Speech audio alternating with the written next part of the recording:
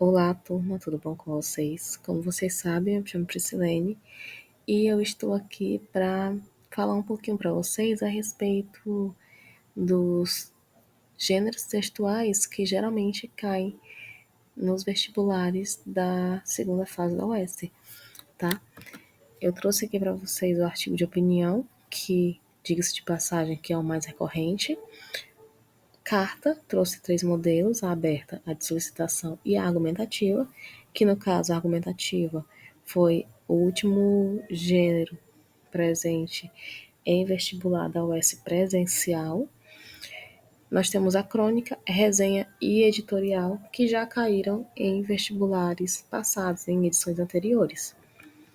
Começando pelo artigo de opinião, deixa eu só voltar aqui para dizer uma coisa para vocês. A maioria desses gêneros aqui são gêneros relacionados à argumentação, tá?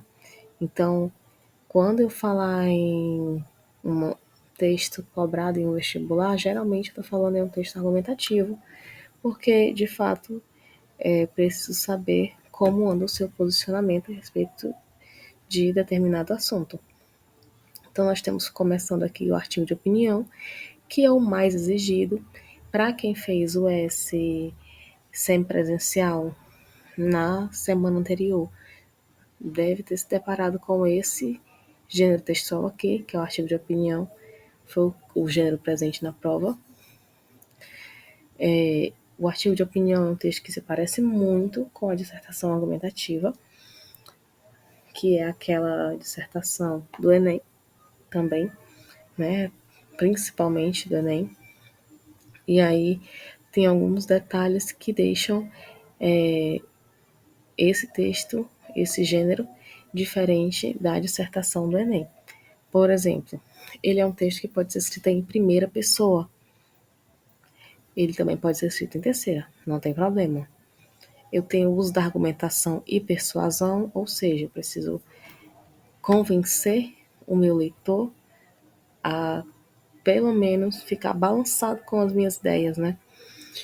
Geralmente é um texto assinado pelo autor, é uma produção veiculada nos meios de comunicação de massa, possui uma linguagem simples, porém, essa linguagem, mesmo sendo simples, ela também deve ser uma linguagem objetiva, uma linguagem subjetiva também. Quando eu estou falando em linguagem simples, eu não estou falando exatamente em informalidade. Eu estou falando em uma linguagem de fácil entendimento, tá? Quando eu falo em uma linguagem objetiva, eu estou falando em tratar a realidade como de fato ela é. E quando eu estou falando em subjetivo, eu estou falando também em representar essa minha realidade de acordo com os meus sentimentos, né? As minhas emoções. O que eu quero dizer com isso? Eu quero deixar claro que a minha opinião, a minha forma de me posicionar no meu texto pode influenciar na opinião do outro. Então é por isso que eu digo que está relacionado às emoções, né, aos sentimentos. São abordados temas atuais, precisa ter um título provocativo para chamar a atenção do leitor, e também os verbos, eles sempre estarão no presente e no indicativo. A estrutura de um artigo de opinião é a mesma estrutura de uma redação do Enem: introdução, desenvolvimento e conclusão. A diferença está no que você escreve e não na estrutura que você usa, tá? Então precisa ter esse cuidado. Nós vamos falar agora de carta. Nós temos a carta aberta, a carta de solicitação e a carta argumentativa. Começando pela carta aberta, eu trouxe aqui para vocês característico do tipo textual, que é dissertativo, os elementos presentes nesse tipo de gênero. Por exemplo, precisa ter um título, uma introdução, um desenvolvimento, uma conclusão e uma despedida. Todo mundo sabe que uma carta começa com data e local e ela sempre termina com assinatura. Nesse meio entre a data e a assinatura, precisa-se ter uma saudação inicial, que geralmente é o título, caro, querido, excelentíssimo, depende muito do pronome de tratamento que você queira usar. Seguido disso, nós temos uma introdução, que é onde eu vou expor o meu texto, as principais ideias. Depois nós temos o desenvolvimento, que é a hora de discorrer sobre essas ideias, falar sobre com riqueza de detalhes. E depois nós temos também, né, no desenvolvimento a questão de desenvolver o nosso ponto de vista. Na conclusão, nós precisamos arrematar as ideias. Geralmente sugerimos uma ação dos interlocutores. Ou, em outros casos, nós precisamos resolver o problema. Então, nada do que eu estou dizendo aqui é novidade para vocês, apenas a diferença está na estrutura que se usa para escrever um texto com esses gêneros que eu estou mostrando aqui. E aí a carta aberta, na verdade, ela sempre tem uma característica muito forte, que é de alertar, protestar, reivindicar ou argumentar sobre determinado assunto. Então, precisa-se ter um certo cuidado na hora de produzir, para não acabar produzindo uma dissertação do Enem ao invés de uma carta, tá bom? A carta de solicitação é o próximo gênero e ele é usado para expressar uma insatisfação sobre alguma coisa. Não é à toa que algumas outras pessoas chamam esse gênero de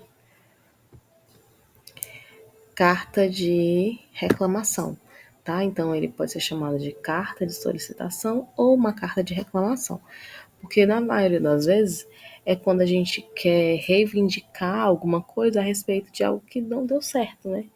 Então, quando você recebe um produto que não é de acordo com o que você desejava, você precisa mandar o seu posicionamento para a empresa para que haja um ressarcimento de danos ou algo do tipo, nós fazemos isso por meio de uma carta de solicitação. Hoje em dia é pelo e-mail, mas o e-mail é um gênero que derivou da carta, né? Então está tudo muito próximo. A estrutura da carta de reclamação ou carta de solicitação, como queiram chamar, está muito relacionado a gente expor as nossas ideias, né? E aí, como é mais uma exposição de ideias, e não uma argumentação mais concisa, a gente vai usar a estrutura normal de uma carta, que é o cabeçalho com o local, a data e o nome do destinatário. Destinatário é quem recebe, tá? A saudação inicial. Depois disso, o corpo do texto, que é o momento que você vai falar sobre o seu descontentamento a respeito do assunto. E terminamos o texto com uma despedida e o nome do remetente, geralmente assinado, tá? Então, estrutura básica de uma carta. A argumentativa, ela já vem mais próximo dos textos que vocês conhecem, né? Por quê? Porque nós temos aqui a questão da persuasão e da argumentação,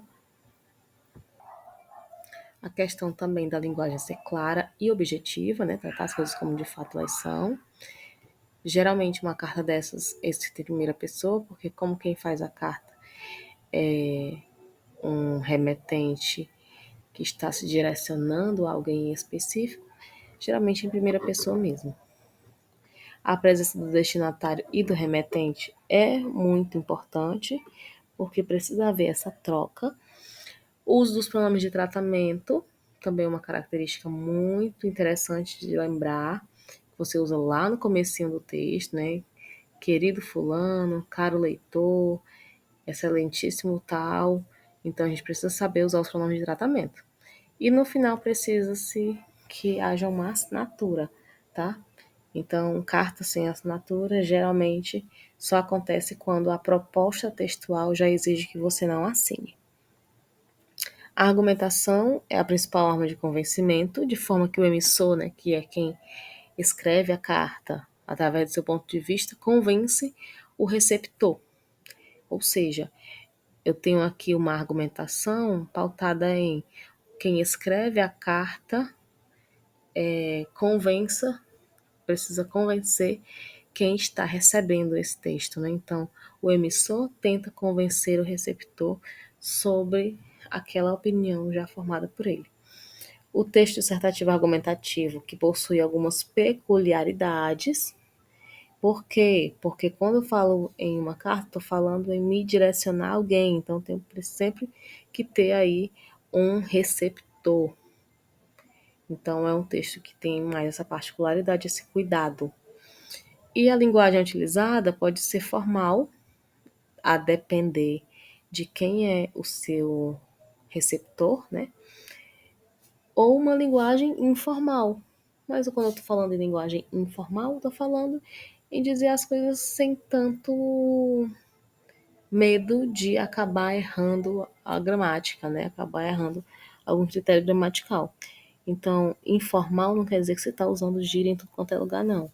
Informal quer dizer que você não está seguindo à risca os critérios exigidos pela gramática normativa. Falando ainda em carta argumentativa, eu trouxe aqui a estrutura para vocês mais uma vez, só para relembrar. Precisa-se ter um local e data, eu chamo isso de cabeçalho, até porque fica lá no comecinho da página, lá em cima. Precisa-se ter o nome de quem vai receber essa carta, né, que é o destinatário. Pode ser um órgão, pode ser uma empresa, pode ser uma pessoa, tá? Então é preciso saber a quem você está destinando esse texto. Depois nós temos aqui a saudação inicial, é o pronome de tratamento, é o prezado, é o caro, é o excelentíssimo, é o senhor, é o senhora. Depende muito de quem vai receber esse texto. Então, tenham ciência de dar uma olhadinha nos pronomes de tratamento, porque carta foi o gênero que caiu no vestibular do ano passado, tá? A introdução é o assunto abordado durante todo o texto, né? É o assunto que você vai expor nesse primeiro parágrafo para ser desenvolvido ao longo dos outros parágrafos, tá?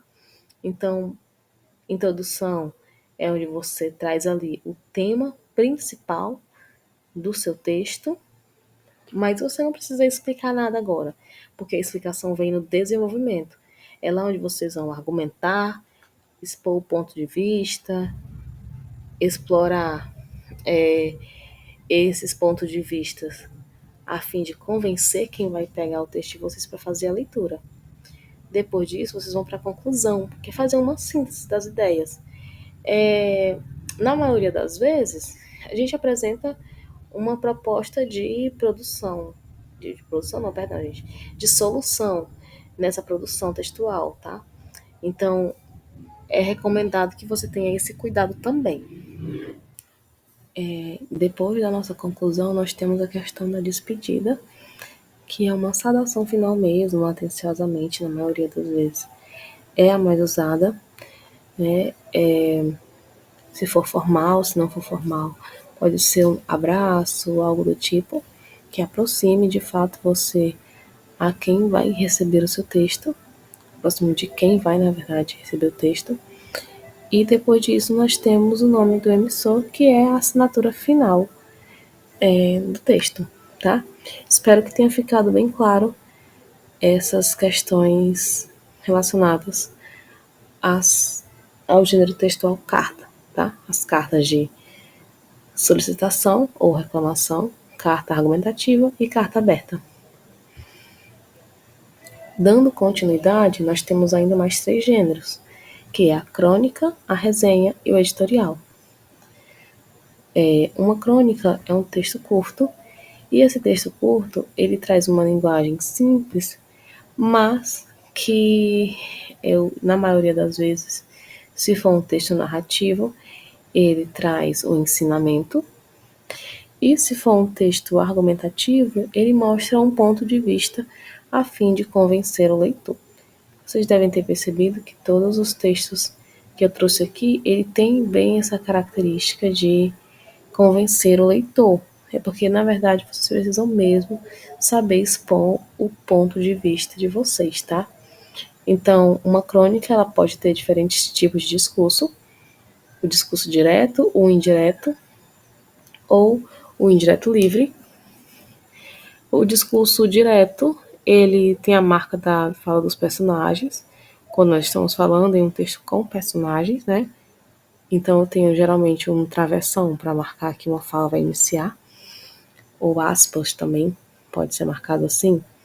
Nós temos outra forma de escrever que é através do discurso indireto, que é através de falas dos personagens proferidas pelo próprio narrador. Então o narrador diz o que o personagem falou naquele momento, e não uma forma mais marcada como no discurso anterior.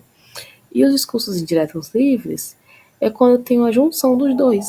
Eu tanto tenho no meu texto falas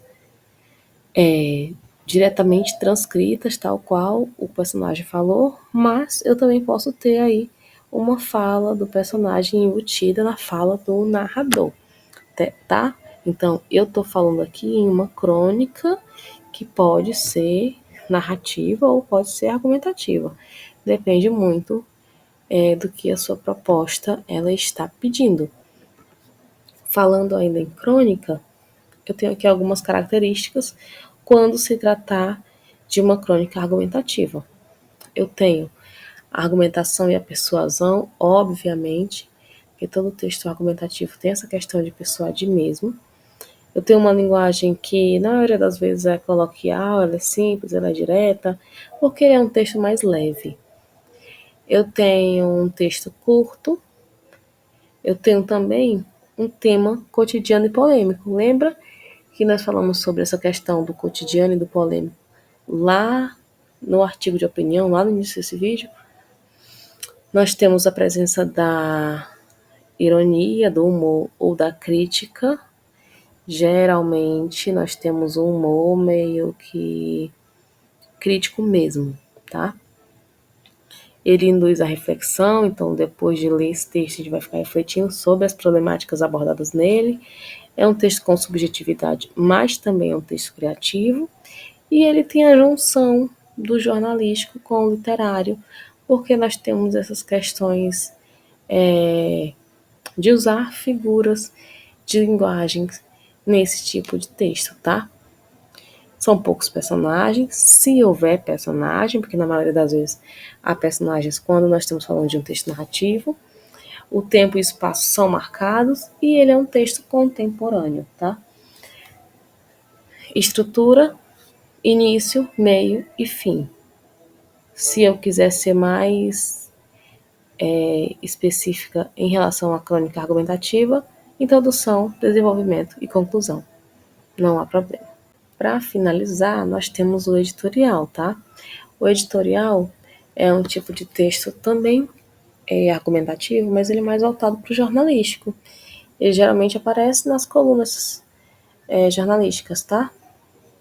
E aí, diferente dos outros textos que nós vimos por aqui, ou de outros textos jornalísticos, ele tem um caráter, além de informativo, também opinativo, tá?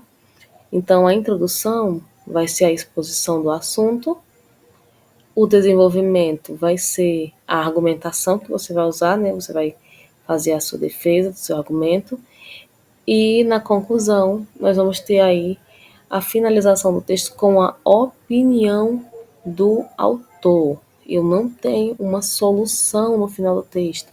Eu tenho a opinião de quem está escrevendo esse texto, tá? Deixa eu só dar uma retomada aqui no gênero que eu acabei não colocando aqui, que é a resenha.